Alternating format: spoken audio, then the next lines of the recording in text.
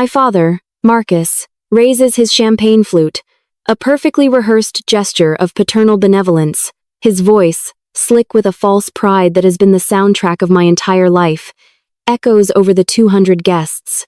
They are all gathered here, in this obscenely expensive ballroom, for my sister Chloe's wedding. A wedding I paid for, though they would never admit it. And for the wedding gift, he booms, his eyes finding mine across the sea of white roses. He smiles, but it does not reach his eyes. It never does. It is a smile of possession, a shark's grin. My eldest daughter, Eliza, has generously decided to gift her penthouse to the happy couple. The ballroom, a cavern of crystal chandeliers and muted gold, erupts in applause. It is a wave of sound, a deafening roar of approval that washes over me, but I feel nothing. My mother, Diana, beams at him, her hand clutching his arm in a perfect performance of wifely adoration. Her diamonds, which I also paid for, glitter maliciously.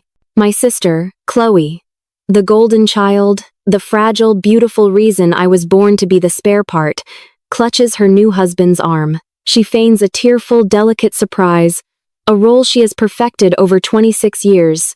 Her eyes, wide and wet, are a masterclass in manipulation. I freeze. The crystal glass in my hand is steady.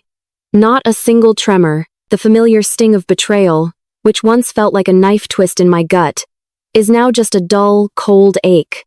It is the ache of a bone that has been broken and healed wrong too many times to count. It is a part of me now, this coldness. I look at their triumphant faces.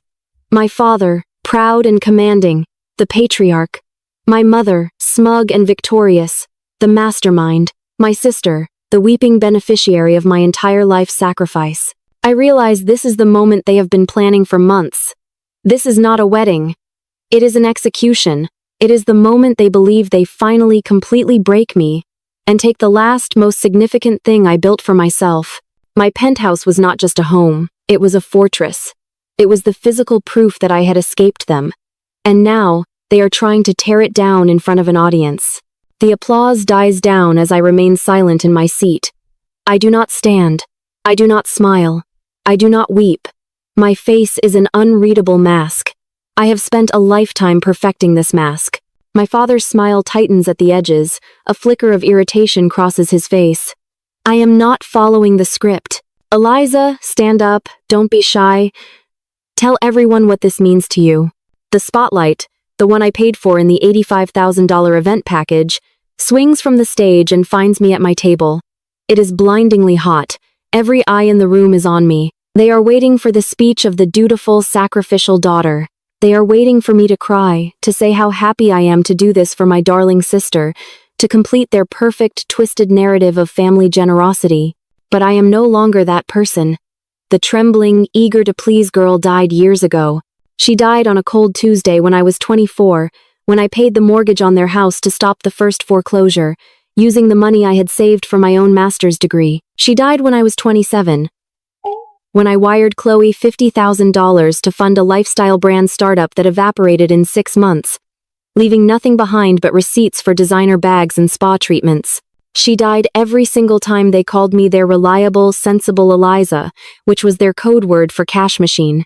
The woman who replaced that girl is the one who anticipated this. The one who has been planning for this day just as hard as they have. My pain, a lifelong companion, turns instantly to ice-cold clarity. My hand is steady. My resolve is absolute. I am not a victim in their play. I am the director of the final act. I make eye contact with a man in a severe gray suit sitting at table 9. Mr. Kincaid, my lawyer. He is here not as a guest but as my nuclear option. He gives a single, almost imperceptible nod, the signal we agreed upon. I rise slowly from my chair. The sound of my chair legs scraping against the polished marble floor cuts through the expectant hush of the ballroom. It is a harsh, grating sound, the first note of discord in their perfect symphony. Actually, Father, I say. My voice is clear and cold, not a trace of a tremor. It carries easily to the microphone he is still holding, creating a sharp feedback whine. I believe you're mistaken. Before my father can respond, before his look of confusion can curdle into the rage I know so well, Mr. Kincaid stands. He is tall, imposing, and radiates an effortless authority my father has spent his whole life trying to fake. I'm afraid that's correct, Mr. Kincaid says, his voice projecting across the room without effort. He is already walking calmly toward the stage. My client is mistaken about nothing. You, however, are. Marcus scoffs, his arrogance returning like a shield. Who are you? This is a private family celebration. Sit down, or I'll have security remove you. I am Miles Kincaid, he announces, stepping onto the low stage and taking the secondary microphone from the event planner's podium, Miss Eliza Hayes, legal counsel. And this is no longer a celebration. It is the scene of a crime. A collective gasp ripples through the guests. It is a sound of pure, delicious shock. My mother, Diana, stops beaming. Her hand tightens on my father's arm, her knuckles white. What is he talking about? Marcus, what is he talking about? Kincaid does not wait for an answer. He continues, addressing the entire room, his voice that of a prosecutor delivering a closing argument. My client, Eliza Hayes, is the sole founder and CEO of Apex Strategy Firm, a global logistics consultancy. A fact she kept private because she preferred to be judged by her character, not her bank account. A fact you all were happy to ignore. The color drains from my father's face. The whispers start, like snakes in the grass. I see his business partners at table 3 looking at each other in confusion. Miss Hayes has kept this family financially solvent for a decade. She is the one who has single-handedly paid the mortgage on your home for 10 years, saving it from foreclosure not once, but 3 times. She funded Miss Chloe's 2 failed startup ventures, totaling over $200,000, including the $50,000 research trip to Paris that consisted of shopping and parties. I watch Chloe's new husband, a man from an old money family, turn to look at her. His expression is no longer adoring. It is sharp, calculating, horrified. And yes, Mr. Kincaid adds, she paid for this very wedding. Every flower, every piece of catering, every light bulb, a bill totaling $85,000, which she paid in full this morning. The whispers are now a loud hum. Guests are turning to each other, their faces a mask of shock and dawning understanding. And in response to this decade of thankless generosity, Mr. Kincaid's voice drops, becoming heavier, laced with contempt. Marcus and Diana Hayes attempted to steal her penthouse by forging her signature on a quitclaim deed last Tuesday. My mother shrieks. It is a terrible, high-pitched sound, like a dying bird. It is not a sound of remorse but of discovery. That's a lie. That is a lie. Tell them, Marcus. Is it? Kincaid asks. Not unkindly. He simply taps the tablet in his hand. On the ballroom's main projection screen, where a slideshow of Chloe's smiling, airbrushed face was just moments ago, a new image appears. It is a high-definition scan of the forged deed. My name, Eliza M. Hayes, is misspelled as Eliza M. Hayes. My signature, which they have always seen on the checks I wrote to save them, is a clumsy, obvious, almost pathetic forgery. The room falls into a dead, horrified silence. You could hear a pin drop. My client anticipated this, Kincaid says, his voice devoid of all emotion. She suspected you would try one last time to take everything from her, which is why she hired me, and which is why I took the liberty of alerting the authorities. As if on cue, the main ballroom doors swing open. They do not reveal waiters with champagne. They reveal 2 uniformed police officers, their expressions grim, walking steadily and directly toward the stage. Chloe screams. It is not the delicate, feigned sob from before. It is a raw, ugly sound of pure terror. Dad, make them stop. Make them stop. Her new husband does not comfort her. He does not touch her. He takes a deliberate step away from her, his face a mask of horror and disgust, and then another. My father, Marcus, a man built on a foundation of bluster and other people's money, does not look at the police. He does not look at his wife. He looks at me. His face is a terrible shade of purple with rage. He lunges, not at the officers, but at me, roaring a single broken word. You? He never reaches me. The officers, clearly expecting this, intercept him, restraining him as he thrashes and spits like a cornered animal. His multi-$1,000 tuxedo, which I also paid for, rips at the shoulder. You ungrateful, selfish brat. You've ruined us. You've ruined your family. My mother, Diana, finally understands. Her performance shatters into a million pieces. She collapses onto the stage, a pathetic pile of beige chiffon, sobbing. It was her duty. We gave her everything. It was her duty to provide for her sister. No, I say. I walk onto the stage, past the wreckage of my sister's 9-tier wedding cake, and take the microphone from the stunned event planner. My voice is steady. It does not shake. You took everything. You told me I was the sensible one, so I had to work. You told me Chloe was the creative one, so she had to be funded.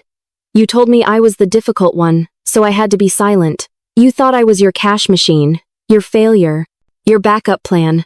You never, not once, imagined I was the one with all the power.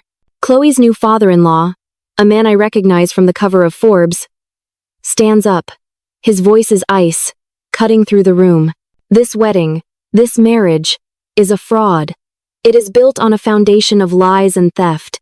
We are annulling it, effective immediately. Chloe lets out another wail as her new husband, flanked by his parents, turns his back on her and walks briskly off the stage, out of the ballroom, and out of her life. Mr. Kincaid steps forward again, his voice a final judgment. The bank, which Miss Hayes has a controlling interest in through her investment portfolio, was alerted by my office 40 minutes ago. They have already frozen all of Marcus and Diana's assets, and I am afraid the foreclosure proceedings on their house, which Miss Hayes has been paying the mortgage on, are now active. She, as the primary creditor, now legally owns the property. The officers place my father and mother in handcuffs. The sharp, definitive click of the metal is the loudest, most beautiful sound I have ever heard. "You'll go to jail for this," my mother wails at me, mascara streaming down her face, creating a grotesque mask. "You would send your own mother to jail." I look down at her, the woman who never once held me when I cried. The woman who told me I was unlovable when I was 15 because I was too smart for my own good. "Yes," I reply calmly. "You will. For forgery, for fraud, and for theft." I watch them being led out of the ballroom. They are no longer the proud, polished hosts. They are just two small, greedy, pathetic people in handcuffs. They are led past the 200 guests, who are all filming on their phones, capturing the most spectacular family collapse of the decade. I turn back to the microphone, to the 200 shocked faces. "Please," I say, my voice ringing with a calm I have never felt before. "Enjoy the party. As my lawyer stated, I've already paid for it." I look over at my sister, Chloe, who is now a sobbing, blubbering heap on the floor, abandoned by her new family, her white dress stained with what looks like champagne. And I will be countersuing my sister for the $85,000 wedding cost. Enjoy the shrimp. I set the microphone down. I do not look back. I walk off the stage, past Mr. Kincaid, who nods at me with deep, profound respect. I walk out of the ballroom, onto the wide, moonlit balcony. I am free. Months later, I am on the terrace of my penthouse, the one they tried to steal. The city lights sprawl out before me, a carpet of diamonds. I am signing a deal, a new partnership with Mr. Kincaid's firm that will double my company's value. My parents are in prison. They were convicted of fraud and forgery. Their plea deal rejected. The house I grew up in, the house I paid for, was sold. The proceeds sit in a trust, which I use not for them, but for charities supporting children of narcissistic parents. Chloe, stripped of her husband and her family's fake wealth, is working a minimum wage job. She texted me once, a long, rambling message that was equal parts apology and blame. I blocked her number. I am powerful. I am rich. And I am finally, completely and blissfully free. I raise my glass, not of cheap wedding champagne but of expensive single malt scotch, to the woman in the reflection, the woman who burned it all down to save herself. If you have ever been the one holding your family together, let this be your sign. Sometimes the only way to save yourself is to let them fall. If you know what it feels like to be the scapegoat, share your story, and subscribe for more. Your new life is waiting. Click the next video to see another family get exactly what they deserve.